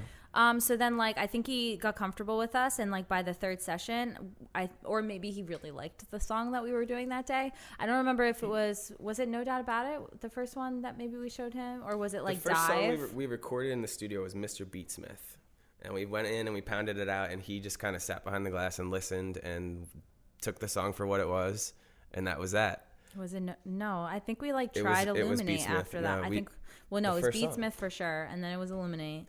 But then I think we did No Doubt About It, and he came out of his little room. He comes into the room, and he's just like, guys, this is what we got to do. And then he just started reworking shit and helping us, like, not so much with the arrangements with No Doubt, but more like busier parts, he would calm down. Like and just also like the dynamic, like how it just grows. You know, it starts at one place, and then by the end of the song, you're just like, you know. Was he in the studio kind of like conducting you volume-wise? As the song was going, or did you guys talk about it? No, we would like talk about it, and it would be for like an hour. You know, talk. we would like kind of rehearse something, try something again, rehearse something, try something again. He went above and beyond what we were expecting, which is great. Like he gave us an honest opinion, and we love how all the songs turned out. Yeah, and he did a lot. He did a lot to like just help us with our arrangements, and also just like tighten things up, and also like make us think about the writing process different, and like how like certain things should be. Not that a song can be anything, but he helped us make it more user friendly. Oh, okay. If you will, you know what I mean? Like, so we like to listen to jam bands and like crazy, like stuff like you guys do some crazy stuff, like crazy stops and all this crazy stuff. So like he would kind of help us, like push us and like this might sound like a little bit more friendly to the, you know what I mean? Like that kind of thing. Yeah. So pretty much like, I think No Doubt About It. I know for sure the song Dive. There's a rest and dive around like 30 seconds in. That was Steve's idea, and it's so badass, and it's like, it's awesome. It makes a song. Yeah, so he definitely helped us a lot. And then towards the end, he was like really helping with, especially with me when I would go in for like my vocal sessions and stuff, he would give me like a lot of really good critique and like help me. And because his wife is a vocal teacher and, this amazing vocalist. And so I guess like he has a lot of good insight when it comes to, and I just trusted him because he's played with so many great people that I was just like, this guy knows what he's talking about. So gonna take his advice. Yeah. What kind of advice was he giving you in the booth? So just kind of like, because I have a tendency throughout my life with singing, I've always had so much volume, and this comes from my days of doing musical theater, like being on a stage, not having a microphone and needing to project my voice. So I was always like, from a young age, always belting it at the top of my lungs and just singing at you. And then over the course of like the recording process, he would just be like, just sit back, like just let the lyrics speak, like think about what you're singing about, like tell the story with how the vocal line is coming out of you. And it really, like, the things that he said to me, like, resonated with me. And I'm just, like, still, like, thinking about it. Because I'm always, like, trying to, like, recreate, like, how I'm doing my vocal and how it's coming across and stuff. And I feel like he talked a lot about the dynamic of it all. Yeah, and you're always adjusting your voice for the room, live, studio. Yeah, and then just also, like, the season or, like, your age or, whatever, how you're feeling. It's just, like, a constant thing. We're going to be young forever. By the way, I love the cover of the new album. Thank you. Who did it? His name is social media guy. Yeah. We're not quite sure what his first name is. Kema. Chema. Kema or Kema Mendez. Where'd you find him? Like just like saw his Instagram? stuff on Instagram, and he's from the Dominican Republic. Are you serious? You know what? Up, here's some money. He did an album cover for Hive Mind, which is a band in South Jersey, a little bit more Southern Jersey than us. Yeah, they're like a really cool progressive band. Rock kind so of we saw their band. cover, I think, and then that's kind of how we came to this guy. Mm-hmm. Yeah, and he was like really easygoing, like, and he took a lot of revisions because originally, like, I think the way that it like the I want to say it was like 1 or 2 revisions only, but then we were like down to the wire. What he sent us first, I was just kind of like, this doesn't feel right. This doesn't feel like the cover. Like, it doesn't really look like how it looks now. It looks similar to what he first sent us, but I wanted more flowers, and I wanted to be brighter, and I wanted, you know, just like more life to it, because like I feel like the songs on Bright Ideas, like for the most part, like there are some more minor songs, but you know, there's a lot of like happier, kind of like uplifting, like even like the name of it, Bright Ideas, you know, it's all about kind of like brightness and light. We kind of screwed ourselves with the release of this. Like, we put a self-imposed deadline on it.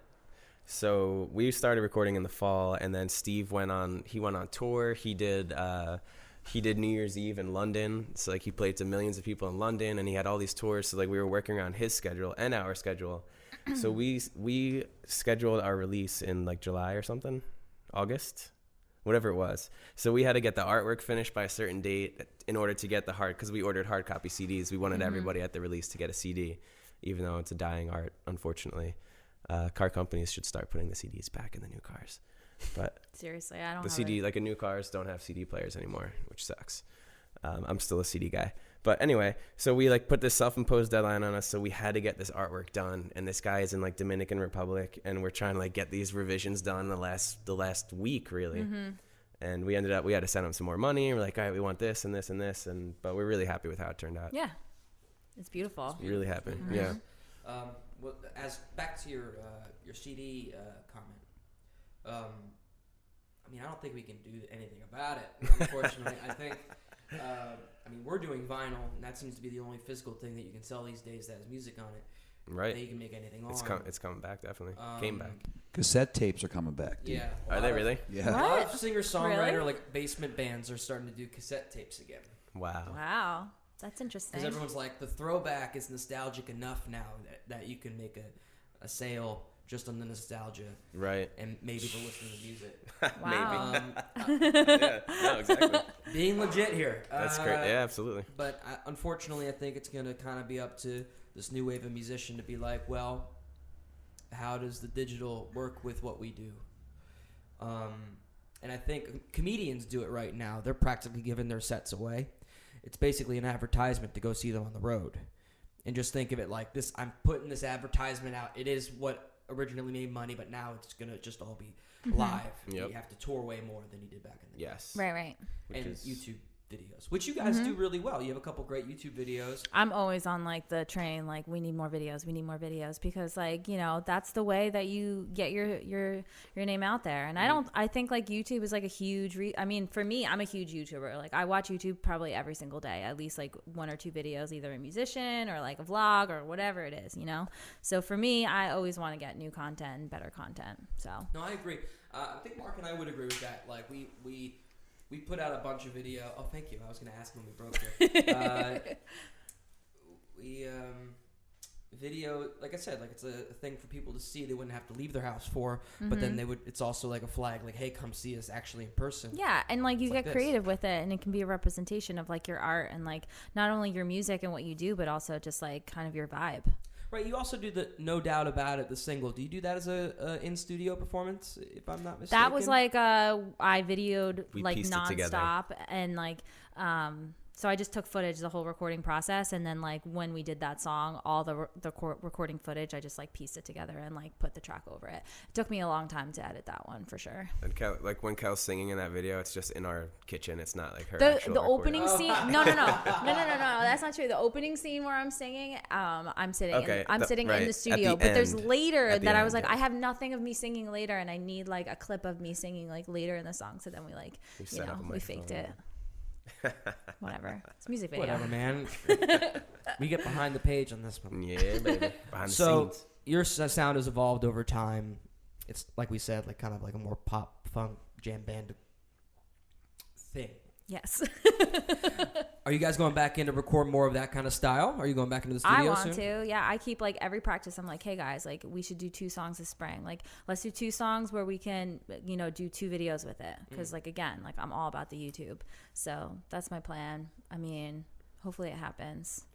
Yeah, since Bright Ideas, we have maybe like 5 or 6 originals No. that we're loving. They sound 1, even 2, more like we just keep 3, evolving, which is so 4, strange. 5, Not 6, strange, 7. but it's beautiful. natural. It's Yeah. beautiful We and pretty natural. much have like an entire. It's 8. We have 8 new songs since we finished. Like I said, we have 8 new songs Yeah. since Bright Ideas, Yeah. and they're awesome. I mean, there's 3 that like are as of late that we're like still kind of like. There's 2 that I want to rearrange a little bit, and we're meeting up tomorrow. But like we're playing these gigs this month, and I want to play them out. Are you kind of gonna have them be more open than you would normally do originals? Like, for example, like for some of your old songs, or you might open up more sections than you normally would for solos, or more jam band eccentric than pop band eccentric. So there's gonna be more synth on the next album. Tons of synth. Kel didn't have a synth I'm like obsessed for with my Bright synth Ideas, now. really. It's amazing. She got a Yeah. synth like As is Mark. So It's amazing. Wait, you got one? this segment brought to you by He's NJ obsessed with Transit. it, though. Oh, my synth. Yeah. Oh, you did say that when I was playing it. Yeah. That's my next purchase. Don't remind him. They came out with because the mini log actually is like one of like the best rated synths because it's like affordable and what it does like in the sound that it makes. But they just came out with it's called like the mini log XD, and it's like it does like a little bit more, and they kind of like modified some things. They came out with something called the Pro Log, which I'm really interested in, but then it also has like bad reviews. But I played it, and like the settings are amazing, and the keys feel really nice because my one downside to the mini log is the keys are so tiny. And like I have really thin, tiny fingers, so it's not so bad for me. But sometimes I find that like I have to play really delicately, and like if my adrenaline's pumping at a show, it's like then I'm like, and I accidentally play like the wrong thing. So I've never known that. I've never actually noticed that some of the keys are smaller on some of these keyboards. I've never really thought about it. So like a Billy Joel sausage fingers would be like flubbing all over. for sure, yeah, probably would have struggles. It's always interesting to me when I like because I teach piano and like I teach many different types of hands, and like Mark, I don't know what your hands look like. What are we working with here, Mark? Let's see those hands. You got some sausages. Oh yeah, he's got some. But I guess Me you too. I guess you just got the adapt. You got some sausages, yeah. Yeah. Oh my God, you do have sausages.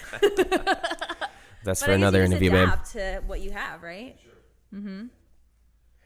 Work with what you got. I You guess. got to, I guess. Or you But don't play so- the instrument. So the plan is right. You shut the fuck up. Are you going? So you're going back in the studio then? I'd like to, yeah. I don't know if we're We gonna do want like the to. full-on album like right away. I think like we want to keep because notoriously like what we do is we're like, yeah, let's go record, and then like we record it, and then we're just like, damn, I wish we would have waited because like maybe we could have done this song too, So I feel like it might be good for us to just kind of like let it breathe a little bit. Still play the songs from Bright Ideas, like continue writing, make some new videos so people can see our new material. So like when they come to a show, like they know what to expect. And then maybe like in the fall or something, like full on go for the whole album Yeah, I'd like again. to do another full length again. Right on. A lot of people are doing the single thing, releasing singles. Yeah. instead Yeah, of the I'd like album. to do that. I know that you're old school like me. You probably don't want to do that. You're like, I want the whole thing. Save I want the it. story. I want the Yeah. the 1 through 10. Do the track listing. Exactly. Yep. It's difficult because you got to figure out what's better for your fan base and what's going to work better. Right. Yeah. But- Yeah, I'm not really sure. We're still figuring it out. As we all are. It's always a work in progress. Yep. You guys know it's always a work in progress.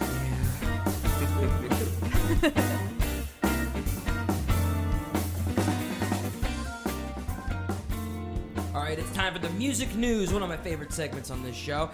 And I bring up the music news and we discuss, talk about it, and we open more beer. Sorry. It's 8 o'clock, everybody. It's 8 o'clock somewhere. Yeah. First bit of music news is this: Peter Jackson is set to direct a Beatles documentary based on the Let It Be sessions. Oh. So, have you heard of Peter Jackson's new movie he's coming out with? I think it's based on... It's out, right? Yeah, it's out. It's the World War II documentary where, I think it's World War II, where he takes all this footage that was in black and white, he puts it to color. and puts I think it's World War One, Wow. actually. It's What's that? World War One, yeah. Yeah, okay. So he's doing that, and through that, he got the rights to do this Beatles documentary on the Let It Be album sessions, and he talks about it here. Let me pull this up real fast. Oh, the movie's called They Shall Not Grow Old. You're right, World War I footage. So he's going to be mining 55 hours of unreleased footage of the band using restoration techniques to render it in modern quality. It was intended for the 1970 documentary Let It Be, but he says he's working reveal the dynamic counter to the prevailing narrative that tensions ran high during the creation of the album. But apparently it wasn't. Apparently it was very genuine. It was very interesting to watch them all work together and create right before they break up. And there is a friendship there, but it looks like it just ended poorly.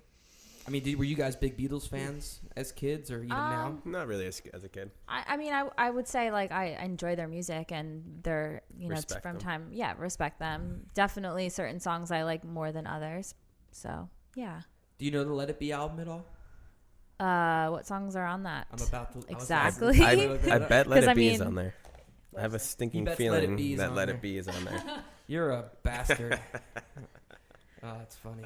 Here, I got the list right here. I beat you, Mark. All right, here we go. So it's got Two of Us, Dig a Pony, Across the Universe, Let It Be, Long and Winding Road, and Get Back. Some of Okay. the big ones on there. Yeah. So yeah, 55 hours of footage. They're gonna create like a documentary. It's interesting. just- Wow, That's that's, cool. pretty and cool. restore it and have it be in color and stuff. Yeah, that's gonna be really cool. And Yoko will be there.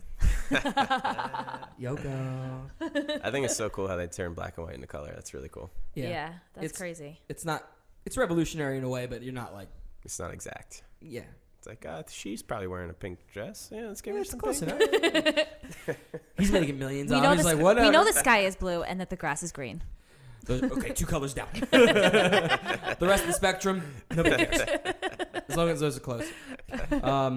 Next bit of music news is: are you guys Weezer fans? I have nothing against Weezer. Buddy Holly. Let's go, Buddy Holly. Have you heard about this new album they Yes. released? The cover album. Heard of it. Yes. It's On the- awful. It's really bad. It's really bad. You know, I saw because I was talking about YouTube before. Yeah. I saw that come up in my related searches, and for a second, I know this is really stupid, but I mistook the name Weezer because the song that they did, I thought it was Volpac. So I was like, oh, okay, cool, I'll check it out. And then I saw that it was Weezer, and I was like, just a little less interested, just because I've never really been like a big fan, but I don't remember what the song was. Here are the tunes. So they did Africa. That was the big single because some kid on Twitter wouldn't leave them alone. So they did Africa. heard about Like he that, kept yeah. saying, like, Like, you guys do should the cover song. Africa. You guys should, and they took them years, but they finally did just to shut this kid up. And here's some of the Wow. other songs. Everybody Wants to Persistent. Rule the World, Sweet Dreams Are Made of This, Take on Me, Happy Together, Paranoid, No Scrubs, Billie Jean. It was Stand By Me. It was the No Scrubs. It was the No Scrubs. Were you not a fan? I didn't listen to Why'd it. you think that didn't was listen. No. Volpac? That's what you said. I don't know. It was like maybe I saw No Scrubs, and I think why it came up actually is because occasionally I'll watch like different like recently I think I watched a cover video of this one singer doing an entire Destiny's Child medley. And she had like background singers. So I think that came up in my related videos. And so I saw No Scrubs, and then I saw like the image, and I just thought that it was Volpac. I don't know.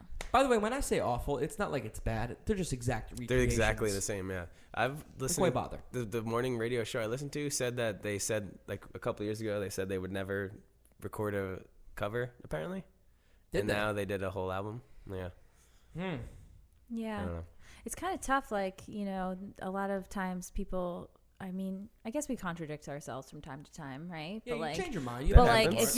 if you're like one of the people who's like really like forefront in the media, or like if you're famous like Weezer, like that's maybe it's documented that you said that, and then you go and you change it, or you change your mind.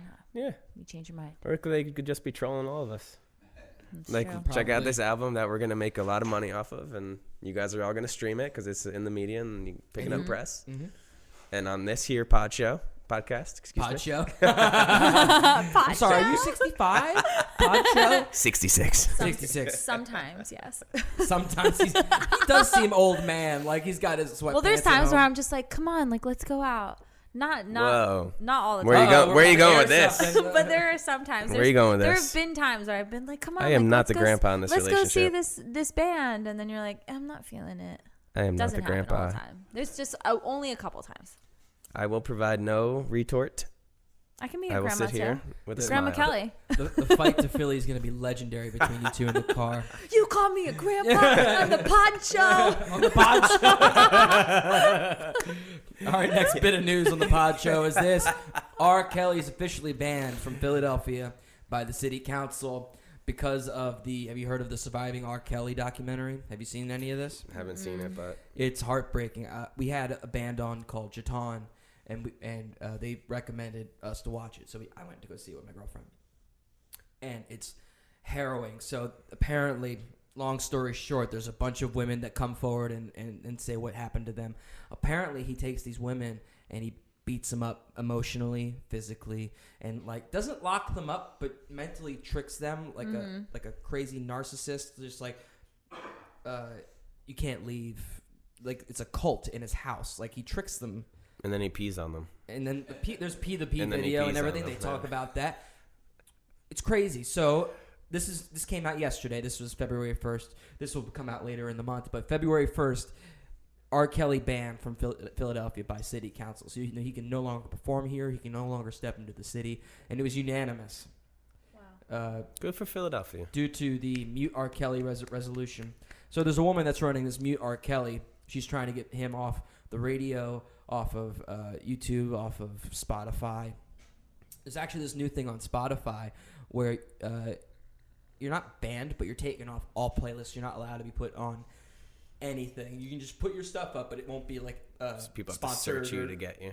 Yeah, you have to look for them. Right. You know, Mm-hmm. but you won't be put on Spotify's playlists or. It sounds like where Pepperwine is right now. On this pod show, we figure out what really happens behind the scenes of Pepperwine. Yeah, I just thought that was interesting. But at least now Hambone Relay knows that R. Kelly will never show up at one of That the opens shows up and the you guys- stage for you Well, guys. so do you guys. Oh, to be the next R. Kelly? That's gross. No. But maybe take his. No, there's so Stop. much Just better. End it there.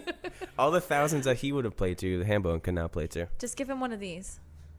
I hear that works. Works well. What are you saying to me? Wanna go outside? Want to go outside? Catch me outside. How about that?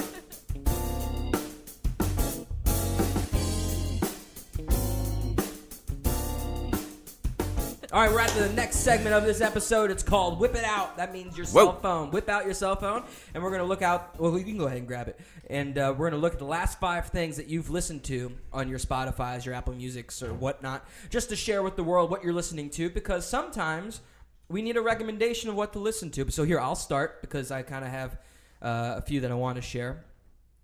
Mark, if you have some, you can share too. But here's my 5.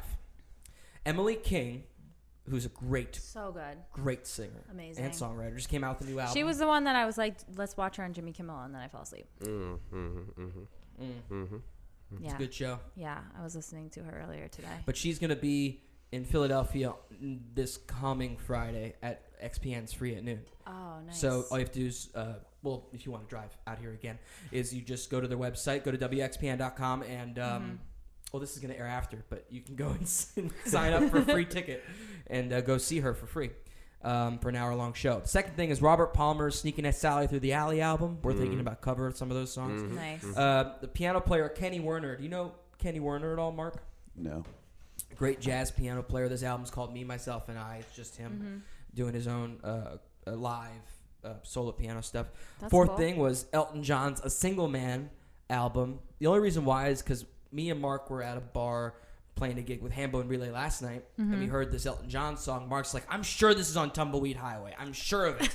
I am sure of it. Tumbleweed And I Connection. did the Shazam, and we found out it was the album, so I listened to it. It's kind of like a mix of Elton's kind of classic vibe Gotcha. with Bernie Taupin's vocals. I mean, lyrics. And then a classic David Gray's Babylon, because I was in a very slow mood this morning. Nice. Just, the classic 90s Babylon song. Yeah, sometimes you need that. Oh, let's see what Mark's got, because I'm curious. Mark, what's your last 5? Whip it out. Okay, Boy. I got a Harry Connick Jr. Come By Me.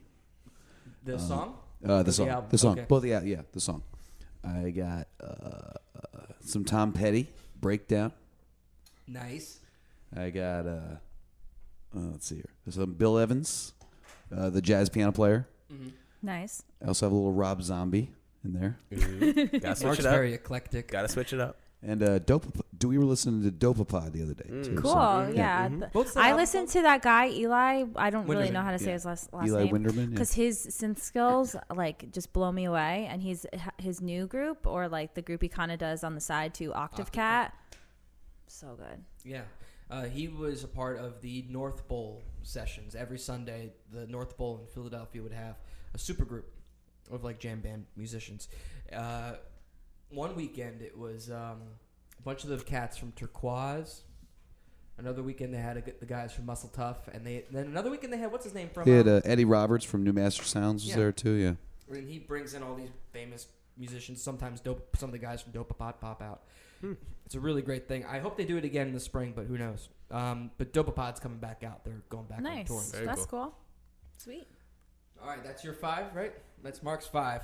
Let's go to Kelly. To me. Last 5. Give me your last 5. All right, so it was both Spotify and YouTube because I was streaming this That's morning. fine. Yeah. I can just tell you what they are because I remember. The last song was "Remind Me," Emily King. Nice. So good. It's amazing. Emily King this morning. Yeah. Yeah, and then I listened to this band Dynamo, which they're like. My buddy played trumpet for them. Yeah, so they're kind of like getting on their up and up, but there's this one song called "Carried Away" that I'm just like, what is this? It's like unreal, so good. Like the vocals are amazing, and yeah, just awesome. Super quick side note about Dynamo. We played a show in New York City. Was it the 3 of us? It was me, Kel. Yeah, and with Mike. The Was sax Julian player. there? Yeah, it was all of us. Everybody was there. Everyone was Okay, there. so we had a show in Manhattan, and At Shrine World music venue. You know So what it's it's just called? In Harlem, we played there a couple times. Yeah. Yeah. like the 4 or 5 of us, and we're getting ready to go on, and Dynamo's the band before us, and there's literally like 16 people in this band, and they are so dirty. freaking killing it on stage. we're just like, we're right after you. You know, like not that we're not good, but it's like, do we really have to so go right after different, you? yeah, and like such a like on a production scale, like they were a 10, and we were like a 3. It's like, oh man. Oh, don't. Anyway. No, don't do that. Anyway, carry on, Kelly. No, we're good. We're just different. it was you know? fun. It was and funny. they have It was background really funny. singers and everything. So. Yeah, it was funny. But yeah, so that song by Dynamo, and then it was an Alan Stone song, but it was like I was listening to it live, like it was a concert of his. So I'm not really sure what the song was. And then I listened to Dear Evan Hansen. A musical theater thing. My wife loves that show. My wife loves that show. It's so good. It's so good. It's so sad though. Yeah, I know, it really is. But like a lot of amazing musicals are so sad. Like Les Miserables is like the saddest musical alive, but it's got the most beautiful music. Is that 5 or 4? It's 4. Give me one more. What was the? What would be? You the said fifth something one? about Oh, YouTube. this song. Yeah. So there's a singer. Her name is Camille Truss. She's from New York City, and like she's not really that famous, but I found her on Instagram one day. So good. Like I showed her. I was listening to her video yesterday. It came out. She has this new song called "Scandalous," and like she just put out the music video, and it's her like rolling around like a gymnasium with like a fur coat and like rollerblades, and it sounds ridiculous, but her style is like funk, but jazzy, but like just so good. So it's a song called "Scandalous." So yeah, you should check out Camille Truss. She's awesome. Awesome. Yeah. All right, B. So I listen to music on my work phone, and I don't have my work phone with me. I don't usually use my personal. And I'm going on my YouTube, and I think Kelly signed into our account, and like my searches are like not music I listen to. I think Kel was searching for her. Well, here, what are my some things that students. you are listening to? What are the things? So that you I wrote remember down 3 things that I've been listening to. Like yesterday at work, I was listening to BT Bam, Between the Buried and Me. Oh, Which is yeah. like a death metal, amazing. They're playing on Valentine's Day in Asbury, and I think Kelly's going to be so lovely as to join me. So that'll be a fun show. Yeah. I'm a The good day sidekick before to the that, I shows. was listening to a whole bunch of Eminem. You better Just- put out good restaurant tickets. Or you're paying for the restaurant. Absolutely. Everything that night. And so, yes, 2 days ago was Eminem. I listened to a whole bunch of the older stuff. Always fun to dive Do into you that. like the newer stuff? I haven't really listened to it. I just like the old, like the old songs. I know all the words to, and I just play and I listen in the background while I'm doing work. And then a band called Gray Area, which they might be from Philly area actually. They're like an older punk band, and they're awesome. So I was listening to them, and 2 more, and I'm not quite sure what I've been listening to recently. I don't, like I said, I don't have my phone with me. Well, you're listening to a lot of live shows, you said, right? So what are you checking out at live shows? Live shows, and I'm currently blanking. I can't even tell you. But like I'll just pop on YouTube and whatever I'm feeling, I'll throw some music on in the background, and usually it's YouTube because we don't have Spotify or we don't pay for Spotify. We don't have premium. But I'll pop on Thinking about YouTube and getting listen to like specific albums. A lot of Fish, a lot of just try to mix it up, whatever I'm feeling. Like some rap, some metal, some little bit of everything, some punk. I feel you. I do. A little bit of everything. Yeah, it's like when you're asked about like what are the things you're listening to, like there's so many. And Yeah, really. Well, I have so many searches. I just have the wrong device with me. That's the The problem. only reason I could recall those songs like without looking at my phone is because like I just listened to them this morning, so it's like fresh. So it's still fresh. Yeah.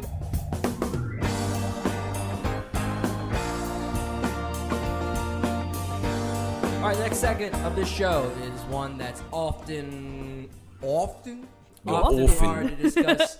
It's called the Top 40. I thought this would be interesting because sometimes you see bands come from a like of like older Top 40 or newer Top 40, and I find it interesting kind of where you fall in terms of today's popular music.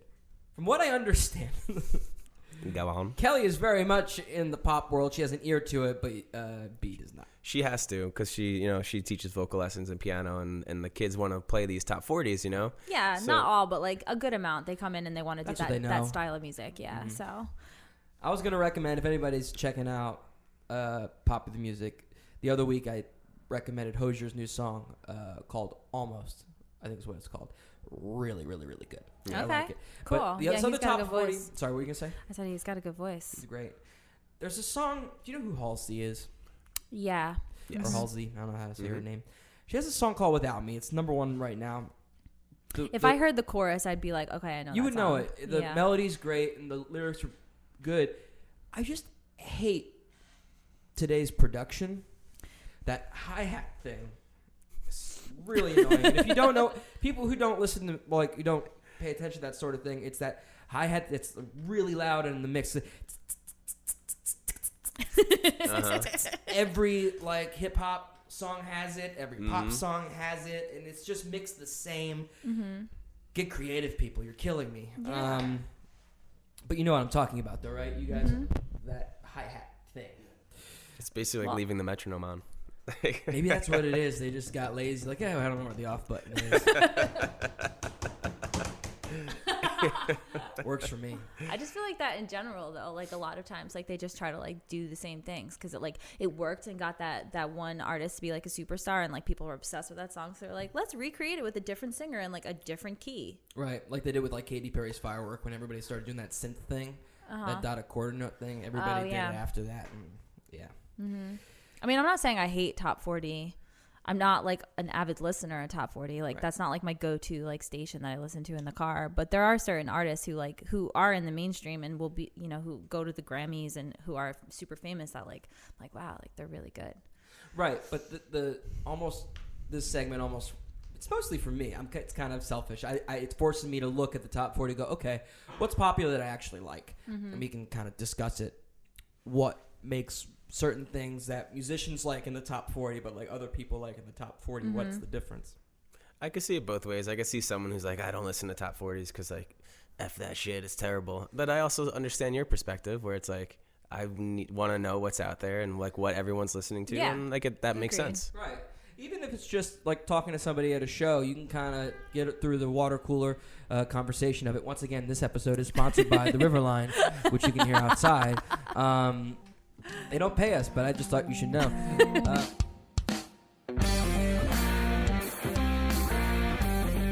This next segment is called the lightning round, so we're going to do this quick because I took you guys a little while. It's okay. We're Okay. in no rush. We're just going to Okay. go. That was This Okay. segment is called the lightning round. So what I'm going to do, if you've never heard this show before or saw this show before, I'm going to list off a bunch of things and try as quick as possible to give me an answer. Don't think about it. Just let it happen. Okay. So since we started with Kelly, we're going to start with B this time. Here we go. You ready? yes. First album you ever owned. Green Day Dookie cassette. First show you ever saw. Oh man, I don't remember seeing it, but it was New Kids on the Block. I was dragged there by my sisters. 2 older sisters. Oh, it's brutal. I should have asked about it's your true. family earlier. Worst job you've ever had that's not music related. Man, I never really had any terrible jobs. I gotta be honest with you. They've never been terrible. That's pretty nice. Yeah. So no answer. Normally, people don't say that. Last show you saw that you weren't a part of. That I wasn't in the band. Yeah. Matt Wade. Might need your help. probably. Oh yeah, Matt Wade. We saw Matt Wade crush the piano. What's Matt Wade's famous tune? Or Oh, what's he he's known like for? he's a local guy in Asbury Park. Yeah, but Oh, okay. he This dude actually, can crush I said the this, piano, I said guys. this to him at the You wanna concert. go I was listen like, to him. Hambone should hook up with him because Yeah, he you plays, should. He rips Kelly the did say that. B3. You're just like, what are you doing? Yeah, Like, like how you guys is would it? go. You would be a good mix. Matt Wade, he plays Matt Wade band. The kid crushes keys. And Young kid? He's No, probably our like age. low age. mid 30s, and yeah, he's well known in Asbury Park, and he's just he's very very talented. Yeah, Awesome. very good. Favorite song to play? It could be yours. It could be I think right now would have to be what's that called? Traveling. A brand new song of Pepperwine's Traveling. Ooh. It's fun. So look out for that. A lot of fun. I get a delay pedal, or not delay. I'm gonna try to use a loop pedal live. It happens at the end. It's fun. Oh no. Yeah, I know. Oh, I know. This could go very wrong. It might go horribly wrong, but we'll see. It's been going horribly right at Might get practice, some in-ears. so I think it's gonna work. It might get terribly wrong, but we'll see what Well, happens. not wrong, just Off. Yeah. difficult. Uh-huh. I'm gonna leave it at that. Yes. Least favorite song to play? To play on my instrument. I really don't have one. I'll be honest with you. If I didn't like it, I would just tell the band, like, let's not play that one anymore. Okay. I'm sorry. I'm being a politician. I know, but I'm not. Yeah, you're playing it too nice. We've had people on here that are just like straight Sweet Caroline. Fuck that song. Yeah. Favorite local artist that's been unheard of? That hasn't been heard of. Hambone Relay. Oh, come on. Give somebody for the people. You are a politician. Give me. No, for real. You guys are awesome. I keep saying it's only a matter of time before you. Thank you. But give me somebody else. Give me somebody even like from Asbury Park other than Matt Wade. Anybody else that people should know about? String Bean and the Stalkers. They've been around forever in the Asbury area, but if you're outside of that area, you're not going to know them. They're like amazing blues band. The guy kills the harmonica, and very nice guy as well. String Bean. Actually, they might be called the Boardwalk Social Club. Whatever they are. String Bean, Asbury Yeah, Park. it's the Boardwalk Social look 'em Club up. now. Oh, It's okay. awesome. Right on. He's the man. Guilty pleasure artist or album? Adele? Is Nice. that guilty? I love if you feel guilty. those like poppy songs. They're so No. catchy and beautiful, and But and Adele's she's so awesome. good, Adele's so awesome. it's not so good. Favorite album of all time? Impossible. I have like top fives, but there's like 20 in that top five. Who's your favorite right now? Which know what I album mean? is your favorite right now? My favorite album right now, if I had to pick, if you had a gun to my head, I do. he really does. Don't look at the YouTube channel. The Podshow I'm just killed gonna. him. I don't know, man. I have to pick an answer. I'm gonna say Dark Side of the Moon. Podshow. It's on. It's on the top of my head. I'll go. Dark Side. Oh, nice. Okay. Yeah. And then favorite artist right now or of Fish. all time? Fish. Right now. Yeah. Right now, they're Yeah. pretty consecutive. Yeah. I think two of the Yeah. artists have already said. Yeah. So Fish. good. All right, Kelly. Here we go. First album you ever owned. It was by the band Aqua Mm-hmm. or Spice Girls. Either one of those. What was the album called? I don't know. Aqua was the one with the Barbie girl song on it. And Spice Classic. Girls. Right on. I don't know. Wannabe was the name of it, maybe. Oh no, that's a hit. Uh-huh. First show you ever saw? Either a musical, like Broadway. Probably like first concert would be like Warped Tour in high school. Nice. Some friends took you. You're like, holy. My sister. Oh, that's so cool. Worst job you've ever had? I worked at this place in my hometown that was owned by people who shouldn't own a restaurant and like did not know what they were doing. It This was is the same place you were talking about before? No. Okay. No, this was before we met. This was when I was like 17. Was that my worst job? I've had Too some. late. You already gave the answer. No, I've had some pretty okay jobs, but that's probably the worst. And I quit by walking up to the owner and I was like, I'm not going to come back tomorrow. That was nice. I only worked there for like a week, I think. I stuck it out for a week though. Proud of you. Yeah. Good for you. Last show you saw that you weren't a part of? Also Matt Wade. Probably. Yeah, Matt Wade. But say the other. Yeah. If it was like a more known band, didn't Like we a see show that we bought a ticket for? That's a better question because that was a free show we saw Didn't last we week. see a concert in January? Hold on, I gotta look at my calendar and I'll tell you. No, it probably would have been Fish, actually. From Yeah. the New Year's run that we bought tickets to. Yeah. Okay. Cool. Favorite song to play? I'd say right now it would be Gray, which is also It's a new good one song. too. That was also one of my options. So you can't listen to those, but you can keep an eye out on their Facebook page, and maybe they'll put it Coming soon. Yeah, or come see us live, Or and then you'll hear it. That's better. We'll talk about that in a minute. Least favorite song to play? Something you do with your students, or something that you're forced to play? Geez, that's really not okay. This is Lightning, Kelly, Lightning. So it doesn't have to be a Pepperwine song. No. Okay, well, no, I have an answer. I would have to say, I know this is a terrible answer, but my least favorite would be Boogie on Reggae Woman that we do. Really? And it's an amazing song and I love it, but like when we first started doing it, I put it in a key that like now is too low for me kind of with my voice. So every time we play it, I'm just like, Why don't you tell I us to want change to the see key? you. Just like kind of low. And I could jump the octave. Or Kelly, just you can change tell the us to key. change the key. But we haven't played it recently. We haven't had a reason to play it. We haven't really played cover shows. So Hey, boys, change the key. Yeah. Yeah. I need up too. Let's go. But I mean, it's an amazing song, so I can't like diss it. Okay, well that's fair enough. Mm-hmm. Favorite local artist that nobody's heard of, or some people haven't heard of?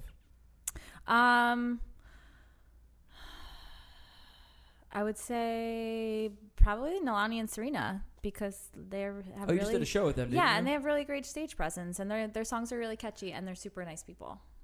Okay, cool. Guilty pleasure artist or album? Jeez. Lightning. I know this is so You're making it worse, bro. Slow It's lightning. really so hard. I would probably say like Rent. You know, Rent.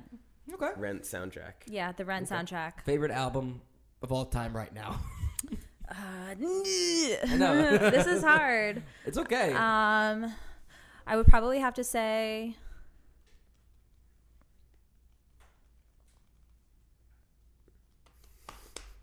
I don't have an answer. I really don't have an All right. answer. Favorite 'Cause there's artist right now? Too many. Favorite artist right now? It's a toss up between Emily King and Ellen Stone. Awesome. Very cool. All right, so what's your next show that you guys will have? This episode's going to air on February the 27th, I think. Yeah, so this will end. After that, I think it's your Triumph do we show. have anything in like scheduled? We have a couple things. So we're playing Triumph New Hope at the end of March. Then we're playing down in Delaware in April, and then like something in May. Honestly, February is like our most. Well, keep an eye out on your on their website, which is what? Pepperwinegroove.com. Awesome. And what are your socials? Just search Pepperwine and you will find us. There's only Everything. like one other thing that's Pepperwine. It's One like word. This rapper, Mr. Killa. He has a song that's like Pepperwine. You'll find Mr. Killa and us. And you guys. Yeah. So anything Pepperwine, one word, Pepperwine. Right on. Well, I want to thank you guys for coming out. Thank you so much for coming. Yeah, Thank you thanks guys for for having having us. us, This for was real. fun. And yeah, it's always Good fun times. to talk to different artists and kind of see what they're listening to. And if you guys like any what we've talked about, or you want to go listen to some of the music we've discussed, go to our Spotify page, and down at the bottom under playlists, you can find their episode with all the music attached, their music and all the artists or songs that we've discussed. Go find some new music because there's plenty out there. Hey everybody, thanks for listening to Dude Check This Out, a music podcast by Hambone Relay. You can find more info about Hambone Relay at www.hambonerelay.com. Be sure to subscribe to us on iTunes and make sure you give us a review because those reviews really help us. Oh yeah, and one more thing. Don't listen to the haters, man. There's plenty of good music out there. You just have to keep looking. See y'all later.